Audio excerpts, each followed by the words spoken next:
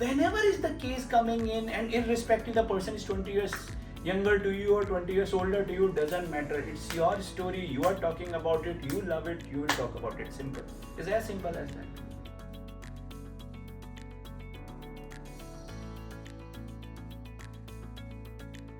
So sir, you just told us about how long the process was. So I'm sure you face a lot of challenges in that process. Can you just tell us a few challenges that what you feel like a lot of founders go through, and how do they overcome it? A very fair question, Arunima. Challenges are pretty much every day. Like, if I would talk about two large challenges, it's the huge freaking thing is uncertainty. Right. And these conversations are happening. These conversations are not very so for example, if I talk about anybody's journey for competitive exams, right, and mine as well, you have definite set of parameters, you have definite set of exams. Like for example, if we talk about JEE right now, there will be JEE mains, there will be JEE advanced, right? So and those timelines are also defined. There is that timeline is fluid, number of discussions are fluid, outcome is fluid. So the huge uncertainty is there that on you. And second thing is that you are kind of writing an exam every day, and you might be pitching to a person who may be 20 years younger to you or maybe 20 years older to you, right? So there is a lot of things that is going on out there, right? So two challenges: that how do you manage this uncertainty, and secondly, how do you deal with rejections? So how did you do this, sir? How did you manage this? So I'll talk about the rejections because this was my third fundraise, and I have seen enough rejection in the first two. So second part I was pretty attuned. One thing that has worked for me in rejections is that, right, go with absolutely zero expectations. And this is very easy to say, but this is where I worked a lot, right? There is a saying in Gita, right? Karm karo, phal ki ichha mat karo. Works the best in fundraise.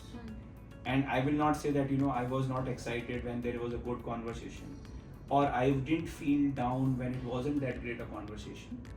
But I think somewhere the recovery time from both the events was faster for me, because maybe it's my third fundraise. But one thing which I was very clear when I started, that whatever I have learned in last 2 odd years of fundraise, is that these two things I will not let come on me.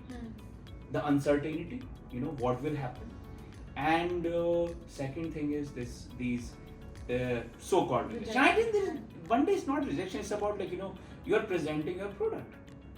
Somebody will buy it, somebody will not buy it. Right. If your product is good, eventually you find a good buyer. As simple as that. I mean, I think after rejections, a lot of us just lose motivation. How do you keep the motivation? The motivation comes from two factors. Obviously comes from the listeners, the team, because you are presenting them, the energy that is there, and secondly, our mission is so beautiful. Solving mental health at scale, working on sunshine, right? So for example, I very well remember I was in one of our CDCs or sunshine in Lucknow, and I didn't have such a good call that day. That's okay. And that moment it hits you, right? It's like you will react, right? And I was there, and I saw one kid. He just came to. I have two of my own, as you know, and he just came to me, and he stood in front of me. Obviously, I went down on my knees to look at him, and just when I looked at his face, right, it gave me so much calmness. Wow. And I think that's, यार अच्छा कर रहे हैं, अच्छा होगा. So one thing that kept me going is like, you are doing so. I have a strong spiritual side and talk about it, right? So I said the powers will help. That was the thing, and motivation comes from honestly the mission. And I think it's the same for everyone in Lissun. The cause is such that it keeps everyone connected, and it's not just work for all of us. It's like you said, you're solving a mental health problem on a very large scale. We are doing on a Sunday afternoon. Exactly. Both of you and Puneet are here. That talks about it actually. So one more thing. Have you ever felt the pressure to put a brave face in front of your investors, and when you're actually going through a lot, how do you balance that? So what you have to do, your mindfulness is your biggest ally. Hmm. So what once started, and not in this fundraise only, Arunima, at one time I realized when I was going through this thing, talking about it, and sometimes it's very repetitive, by the way. Right. You're talking about yourself, you're talking about your team, the mission, the numbers and stuff like that, right? And one thing that hit me, right, whenever I used to give interviews, I used to enjoy like, tell me about yourself. In my, if I can say, so-called previous corporate life.